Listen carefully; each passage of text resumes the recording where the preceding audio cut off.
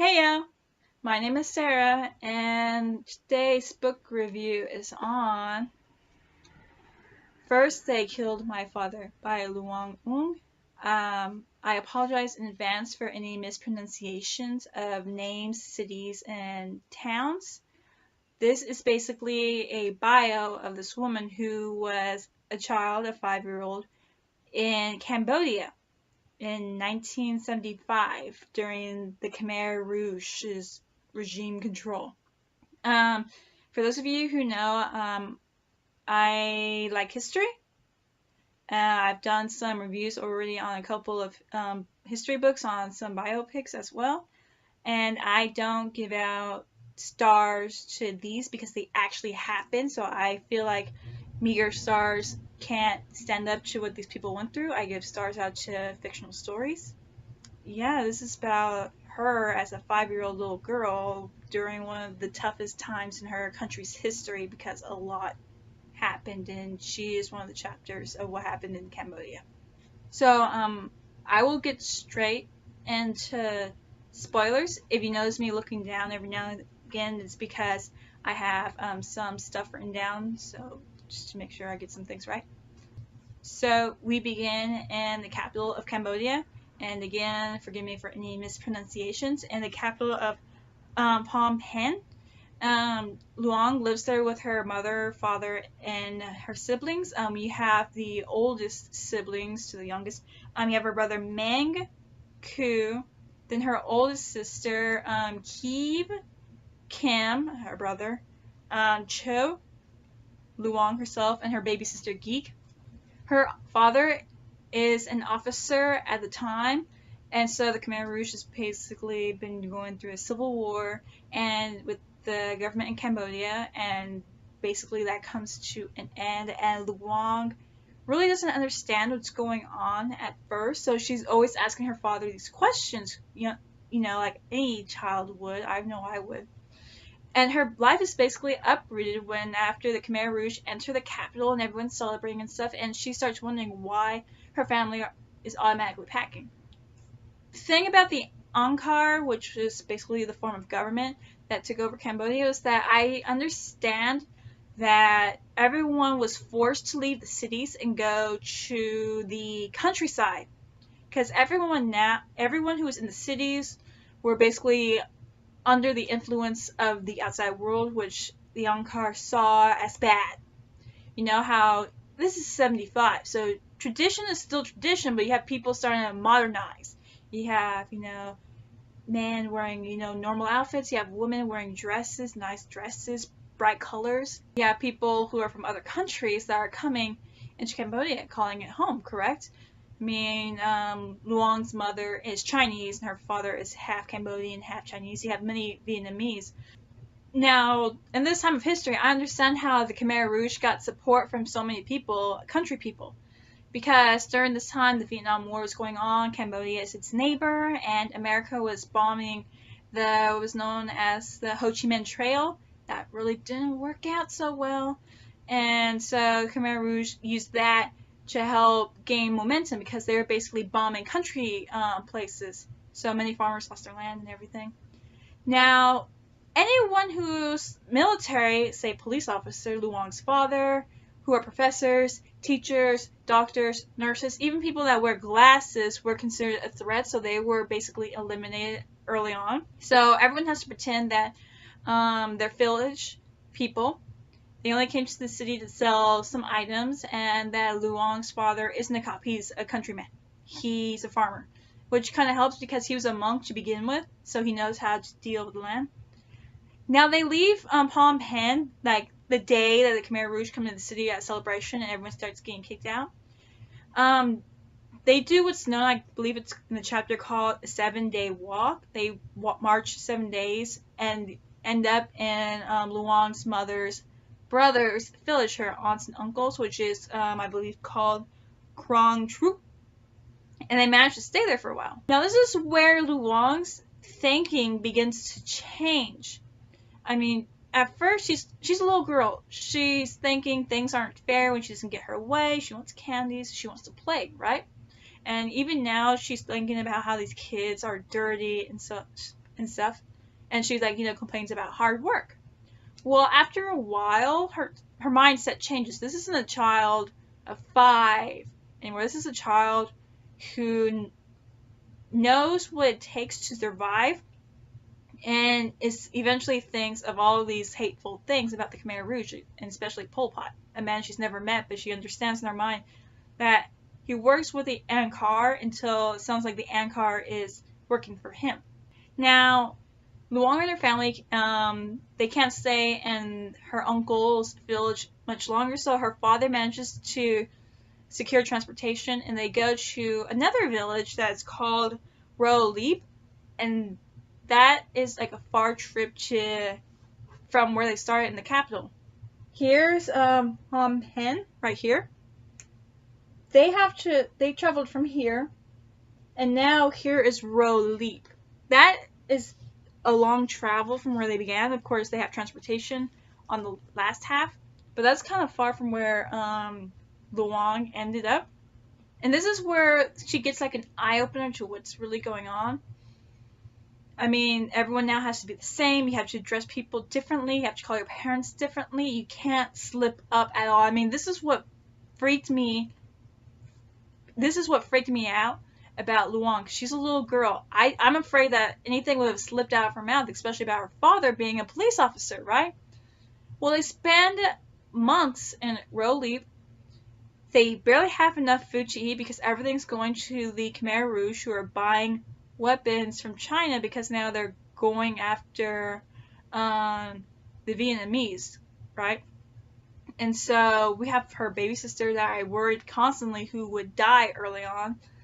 Her older brother Mang, he's good at work, but he's not that strong. Koo, he's very strong. And Kim, he managed to get a job with the chef, and he knows how to take beatings to get extra food for the family. Well, as time goes on, the family, they're basically starving, correct? And to save their oldest sons, who before getting enrolled into the Khmer Rouge, they managed to get Koo married, and Mang, who's not as strong, they managed to get them to go to another village, safe from the Khmer Rouge. Kim loses his job at the as with the cooks as well, so the family doesn't have that much food anymore, and so scavenging and stuff is considered different. So that means, oh, you're getting more food than everyone else. That's not fair, because everyone has to be the same. But Luong notices how there's some people that are completely different.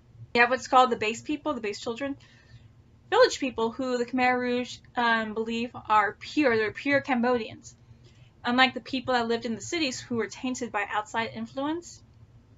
And she finds out that the Khmer Rouge are basically trying to destroy Cambodia's history, because they go after the temples, which are very old in Cambodia. It's basically the people. It's like the Aztec temples for Mexico. Now, as time goes on, her older brothers are safe. The family's managing to survive somehow, but then the Khmer Rouge start requiring younger children to join as child soldiers, and Kiev fits that age description, right? So Kiev basically is the first one to leave the family for the Khmer Rouge, having no choice whatsoever. And after months away from her home, Kiev, she dies. She gets sick and dies, because that's how many people in Cambodia start dying. They starve, they get sick. And the title of this book, First They Kill My Father, is because literally the Khmer Rouge are the ones that first kill Luong's father. I mean, something happens eventually. Everyone in the village knows that if the soldiers ask for the man to come help with something, they know that they're never coming back. Luong's dad basically says goodbye to the family, and he goes to help the soldiers and never comes back. Luong in the story, I know this is a grown woman thinking back on her past. She gives us insight into what she imagines that happens to her family, the ones who are killed by the Khmer Rouge. There are triggers in this book, I will admit, that really got to me, and I mean, it wasn't enough to make me stop reading. It got to me, like, okay, I understand what's going on. This actually happened, and I fully accept that. And I continued reading on. But as you can see right now, it's kind of difficult to talk about. This is a deep book. It has its triggers, I will admit. Kim's in charge of the family now, so he tries stealing some corn for a while. It works until he gets caught. Eventually, Luang's mother sends Chu, Kim, and Luang away because she's afraid for them. She can't feed them as much. And Geek is still around. So Luang and Chu, against their mother's wishes, they stay together as Kim goes to a different orphanage. And like I said, the mindset of Luang changes. I mean, for a while she would think of stealing to survive. She felt guilt from stealing from her family, the rights that they had. Now she's thinking she has to be strong. To defend herself, she doesn't want to be weak anymore. Unlike Chu, her older sister, who was always like a silent type, Luang basically shows people that she's not weak, she's not scared, she's not easy to be picked on. Well, that gets the eye of what they're called her Met Bong, the women who are in charge of the orphan camp, and basically their older superiors. And so Luang is sent to become a child soldier. For a while, she's at this camp who train girls to be soldiers, but they're basically tilling the land and everything until when something happens and their new Met Bong basically says all these items that you've been using, anyone can shoot a gun, but sickles, hoes, clubs, and all that stuff, those are weapons that you can use. So basically she's being trained with farm tools. Luang finds out that, she manages to go back home. She sees her mother and Geek. And then after getting sick for a while, after the influx of supplies, she manages to see her whole family again because there's only one infirmary now. Well, we're getting closer to 78, 79. And she gets this feeling and she runs back to her mother's cabin. That's where she finds out from a neighbor that her mom and Geek were killed. She doesn't know what happened or anything. It just happened. So now the Khmer Rouge, who she hates with everything in her, and especially Pol Pot, she basically, it's called Walls Crumble. I believe that's the name of the chapter. Yeah, the chapter's called The Walls Crumble. She just basically goes numb after that. She doesn't even remember the 3 days she took to get back to the camp because, again, Luang recounts on her time in Cambodia, and she gives, like I said, what happened to her family, how she thinks how they died. So it's kind of hard, especially when we get to her mom and Geek's death. And so eventually the Vietnamese push forward into Cambodia. All the camps are basically attacked and everything, and everyone's running in the villages as well. And Luang manages to meet up with her brother and sister Kim and Chu. And they go to where the Vietnamese are holding a refugee camp. They stay there for a while. This gets attacked by the Khmer Rouge again and again. Again, there's some moments in there. But eventually they manage to find their older brother Meng, and he takes them back to the village where their uncles are, and that's where they also see Ku is there as well. So they still have their older brothers, and they find out that if only their mother had made 2 months, that she would have been there. So the story ends. The story ends in February of 1979. Luang found Kim and Chu during the Vietnam invasion in January. And now, Meng, with his new wife, and Luang, they managed to get enough money and for tickets to America. So they smuggle themselves into Vietnam, and they take a trip through Vietnam to Thailand, where there's refugee camps and the wait list to get to America. And the story ends with Luang not only going to America, but an 18-year time skip to her coming back to meet her family that are still in Cambodia, because Meng was gonna send money to get his family over here. Well, you know how politics go. It makes it difficult for refugees to come over to America. I mean, I believe it was Kim who tried to get over. Now he was stuck in Thailand, so Meng was doing his best to make sure his brother can get over. Chu got married, had kids. Ku had another wife because this other one escaped one of the labor camps and she could search for her family, so he married. And so it ends with Luong, after 18 years, returning to Cambodia. And so the scars are still with her. She said she had nightmares. When she got to America, she tried to westernize herself. I could understand wanting to try to put the past behind her because she clearly remembers it to basically that long. I was completely unaware that there was a Netflix movie that came out last year, September 15th, I think. For this book, I was completely unaware of this.